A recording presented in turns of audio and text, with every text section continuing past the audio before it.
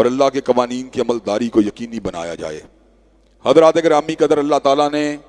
جان کے تحفظ کے لیے قانون قصاص کو نافذ فرمایا، کا نزول فرمایا۔ اللہ نے نسب کے تحفظ کے لیے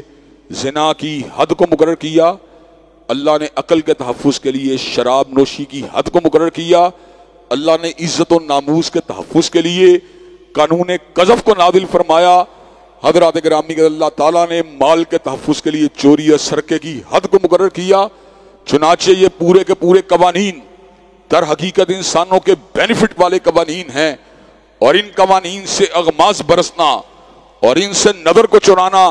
در حقیقت احکامات الہیہ سے انحراف والی بات ہے۔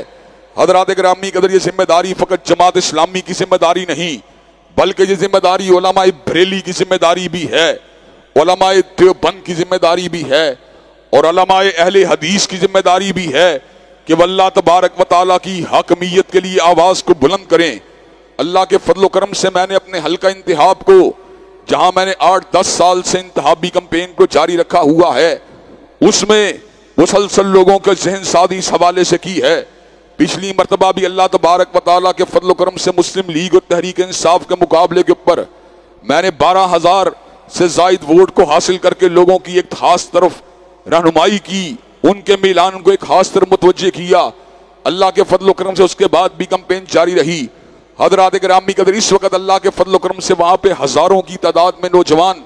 اس نظریے کے اوپر یکسو ہو چکے ہیں کہ اللہ کی حاکمیت کے لیے ووٹ کاسٹ کرنا چاہیے۔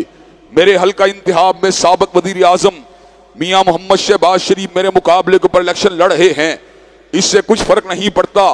ان کے پاس کتنا اثر و رسوخ ہے، ان کے پاس کتنا مال و متاع ہے، ان کے پاس اگر سرمایہ ہے، ہمارے پاس ایمان کی متاع ہے، ان کے پاس اگر جگیرے ہیں تو ہمارے پاس سرفروشی اور جذبات کی طاقت ہے۔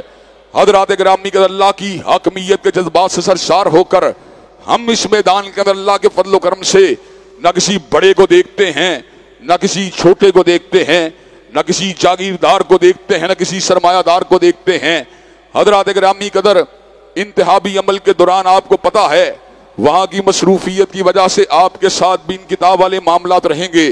لیکن یہ انقطاع زیادہ لمبا نہیں ہوگا، بلکہ 8 فروری کو انشاءاللہ اس کے بعد دوبارہ آپ کے پاس